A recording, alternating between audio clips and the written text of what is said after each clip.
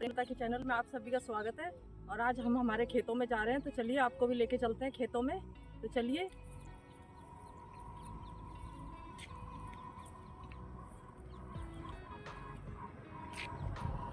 और ये हमारे खेत, वहाँ से लेके ये सारे हमारे खेत हैं। और बारिश इतनी ज़्यादा हो रही है कि पूरी फसल खराब हो चुकी है बाजरे की, और पानी भरा हुआ है खेतों में। और मैं भी आपको और दिखाऊंगी। चलिए आपको मैं अब नहर दिखाती हूँ हमारी, जो हमारे खेतों में से निकल। आइए आपको दिखाती हूँ। देखिए ये है हमारी नहर, जो हमारे खेतों में पानी आता है यहाँ से, नहर से। और बहुत आगे से आ रही है ये नहर, दोनों तरफ से बीच में पुलिया बना हुआ है। और खेत हमारे थोड़े से दूर है गांव से, 1-1.5 किलोमीटर है। इसलिए हम स्कूटी पे आए हैं। थोड़ी देर में पैदल चल लेती है, फिर स्कूटी पे बैठ जाती हूँ। और वो सामने दिख रहा है ना, वो हमारा कुआं है। वहाँ क्या पानी भरा हुआ है खेतों में, तो मैं जा नहीं सकती, इसलिए फिर कभी दिखाऊंगी आपको पास से। वो जो सामने दिख रहा है ना, काला काला कोठड़ी सी दिख रही है, वो हमारा कुआं है। और ये सारे हमारे खेत हैं, वहाँ से वहाँ तक। और सारी फसल खराब हो चुकी है, क्योंकि बारिश इतनी ज़्यादा हो रही है, बारिश रुकने का नाम नहीं ले रही। डेली बारिश होती है, फिर भी उसके बाद गर्मी कम नहीं हो रही, उमस उतनी की उतनी है। तो चलिए चलते हैं अब। और अब हम चलेंगे पीर बाबा पे, जाएंगे हम। हमारे पीर बाबा हैं यहाँ पर। गांव से निकलते हैं, जैसे हम बावल आते हैं तो रास्ते में पड़ते हैं। देखिए ये है ज्वार, जो कि हमने पशुओं के लिए बो रखी है। और ये मेरे काका ससुर है, उनकी ज्वार है ये। क्योंकि हमारे तो भैंस है नहीं, हम भैंस नहीं रखते। पहले रखते थे, अब मम्मी के बस की नहीं है, और हम बाहर रहते थे। ये वहाँ से वहाँ तक सारा हमारा बाजरा है। और कुछ बाजरा खराब हो चुका है, और खेतों में इतना ज़्यादा पानी भरा हुआ है, बहुत ज़्यादा पानी भर रहा है, इसलिए खेतों के। तो आज हमारे कावड़ आने वाली है गाँव में, और मैं आपको कावड़ भी दिखाऊंगी। तो चलिए अब चलते हैं।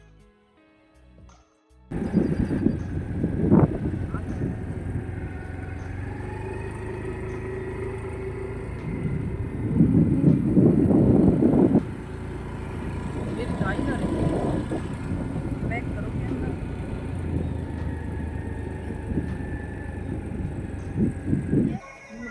ये हमारे पचपीर बाबा, जो कि बावल और खेड़ी के रास्ते में पड़ते हैं। हमारे गांव के और बावल के बीच में पड़ते हैं। एक गांव आता है जाटों का, रसियावास। तो मैंने आवाज़ को बंद कर दिया है, क्योंकि कॉपीराइट आ सकता है। मंदिर में भजन चल रहे हैं, और अब मैं अंदर जा रही हूँ। ये पचपीर बाबा हैं, जो मैंने आपको बताया है, गांव खेड़ी और बावल के बीच में पड़ते हैं। और अब मैं धोख खाऊंगी, अंदर धोख खा के आऊँगी, मैं कुछ दक्षिणा चढ़ा के आऊँगी। वैसे यहाँ हर बृहस्पतिवार को प्रसाद बंटता है, बहुत ज़्यादा भीड़ रहती है बृहस्पतिवार को। तो बाकड़ी बनती है, जैसे ये जाटों के गांव है पास में, तो वो बाकड़ी रांध के बना के लाते हैं। जो ये चने की बाकड़ी होती है ना, घूगरी बोलते हैं जिसको, वो बना के लाते हैं। और वो चढ़ती है यहाँ पर, गेहूं की और उसकी काले चने की। और रेवड़ी का प्रसाद चढ़ता है हर बृहस्पतिवार को। तो यहाँ इतनी ज़्यादा भीड़ होती है कि आपका नंबर नहीं आएगा।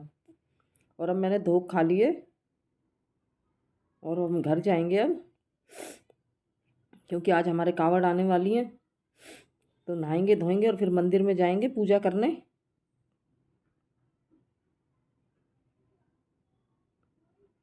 और जैसे ही मैं घर में आई, वैसे ही पहले तो बादल हो ही रहे थे, और जैसे ही घर में आए तो इतनी तेज़ बारिश आई, आपको क्या बताऊँ मैं सारी भीग गई। और मेरे जुकाम खांसी भी हो गए हैं, इसीलिए मेरी आवाज़ ऐसी आ रही है।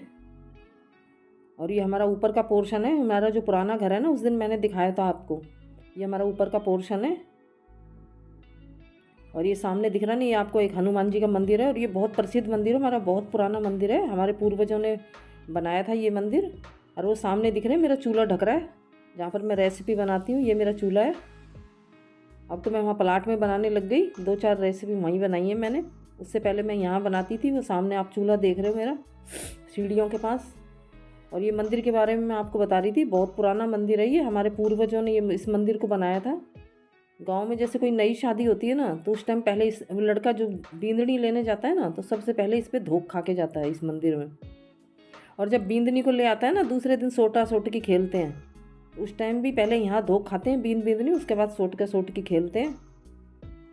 बहुत ज़्यादा मानता है। और ये हमारे घर के सामने है, बिल्कुल पीठ है हनुमान जी की, हमारे दरवाजे के सामने पीठ है इनकी।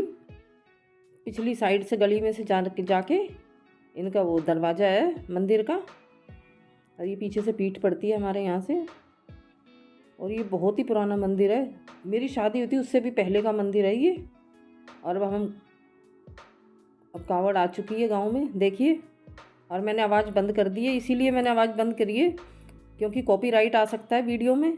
डीजे चल रहा है गाड़ी में और सारा गांव बेसब्री से इंतज़ार कर रहा था बच्चों को, सब बड़े बूढ़े सब इकट्ठे हो गए हैं, गांव की सारी औरतें।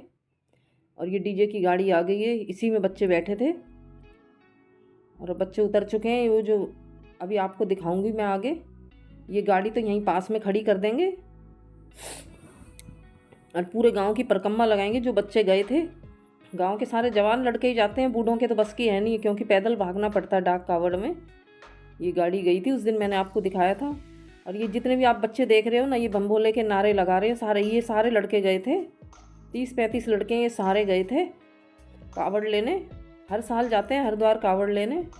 और अब ये गाड़ी को यहीं खड़ी कर देंगे और ये पूरे गांव की परिक्रमा लगा के आएंगे बच्चे।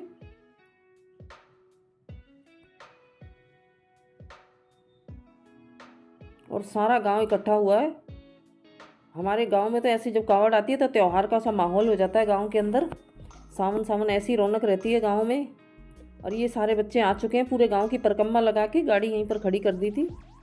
और अब ये मंदिर में प्रवेश कर रहे हैं बच्चे। ये देखिए गंगा जल ले रखा है एक ने, ये हरिद्वार से लाके नीलकंठ पे चढ़ा के फिर आते हैं। और वहाँ से ये ऐसे दौड़ लगाते हैं, पैदल आते हैं सारे बच्चे। 3-4 मोटरसाइकिल लेके जाते हैं, एक मोटरसाइकिल पे बैठता है, दूसरा भागता है, ऐसी मतलब नंबर वाइज से। और अब ये मंदिर के अंदर आ चुके हैं और ये यहाँ पर भी एक गोला सा बना लिया इन्होंने और ये यहाँ परिक्रमा देंगे सारे, एक एक बार गंगा जल को हाथ में लेके बम भोले के नारे लगा रहे हैं ये। और डीजे चल रहा है बाहर, इसीलिए मुझे आवाज़ बंद करनी पड़ी है। आप ये लोग मत सोचना कि भैया आवाज़ बंद कर दी, इसलिए मुझे बोलना पड़ रहा है, कॉपीराइट आ सकता है मेरी वीडियो पे।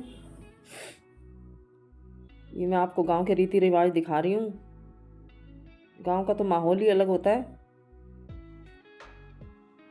और ये बच्चे अब मंदिर में प्रवेश कर रहे हैं अंदर, यहाँ पर भोले बाबा का मंदिर है अंदर। हमारे इस मंदिर में सारी सब देवताओं की मूर्तियाँ हैं। अभी 6-7 साल से बड़ा मंदिर बना है, पहले छोटा मंदिर था। तो जब से ये मंदिर हमारा बना है तब से ही बच्चे कावड़ लाने लगे हैं, 6 साल हो गए। ये छठी कावड़ है, छठी है कि 7वीं है, मेरा ध्यान नहीं है। और अब ये सब गंगा जल चढ़ाएंगे, ये जो लेके आए हैं हरिद्वार से, भोले को अच्छे से नहलाएंगे गंगा जल से।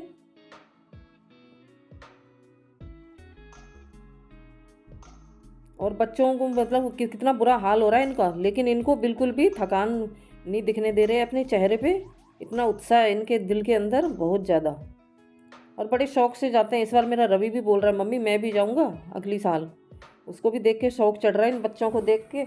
मैं तो कभी दौड़ा तो है नहीं, तेरे बस की तो है नहीं। बोला नहीं मम्मी मैं भी जाऊँगा, मेरा भी मन कर रहा है, मैं भी अगली बार कावड़ लेके आऊँगा इन बच्चों के साथ। मैंने बोला भाई चले जाना तू भी, अब जब तूने बोल ही दिया है तो। और सारे बच्चे सुरक्षित आ गए हैं, इस बात की बहुत खुशी होती है पूरे गांव को। कई बच्चे तो आ ही नहीं पाते, एक्सीडेंट वगैरह हो जाता है। अभी हमारे गांव के पास गांव है एक, यादवों का गांव है, वहाँ एक बच्चा ख़त्म हो गया, वो गाड़ी के ऊपर बैठा था, उसे करंट लग गया। और देखिए कितना पूरा गांव इकट्ठा हो रहा है। और अब हम मंदिर में जाएंगे, बच्चों ने चढ़ा दिया है जल, और अब गाँव की औरतें जिन्होंने व्रत कर रखा है सब पूजा करेंगी। हम भी आ चुके हैं मंदिर के अंदर, मैं और नीतू के पापा, हम भी गंगा जल चढ़ाएंगे, पूजा करेंगे। ये भोले का पूरा परिवार है, सारे देवी देवताओं की मूर्तियां हैं हमारे इस मंदिर में, और काफ़ी बड़ा मंदिर है ये।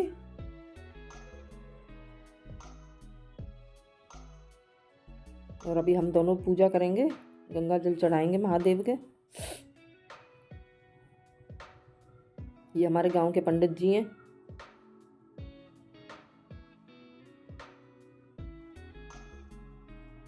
ये हम दोनों गंगा जल चढ़ा रहे हैं, फिर अभी हमारी वीडियो बना रहा है। मैंने सोचा मैं आपको अपने गांव के रीति रिवाज दिखाऊं, इसीलिए मैंने ये वीडियो बनाई है। आजकल रेसिपी तो मेरी बन नहीं पा रही, रोज़ बारिश हो जाती है, बारिश और चूल्हा बाहर है, इसलिए मैंने सोचा ब्लॉग ही डाल देती हूँ। और अब हमने पूजा कर ली है। और पंडित जी खड़े हैं, मैं इनको पैसे दूंगी और इनकी धोख खाऊंगी पंडित जी की।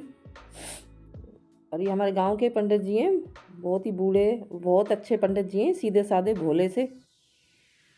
और अब मैं बाहर आ चुकी हूँ। अब जितने भी ये बच्चे कांवड़ लेके आए ना, सब उन्होंने एक गोलधारा सा बना रखा है, सारे खड़े हो जाएंगे और हम सबको, इन जितनी भी बड़ी हैं, इन बच्चों को पैसे देंगे।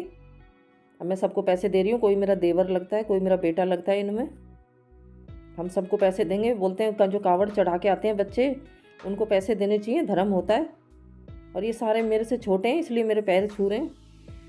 कोई मेरा देवर लगता है, कोई मेरा बेटा लगता है। और सभी घर की, पूरे गांव की औरतें इनको ऐसे पैसे देंगी, सब 10-10 रुपये देंगे सबको। और जो छोटे हैं वो सब धोख खाएंगे, और जो बड़े हैं वो राम राम कर देंगे।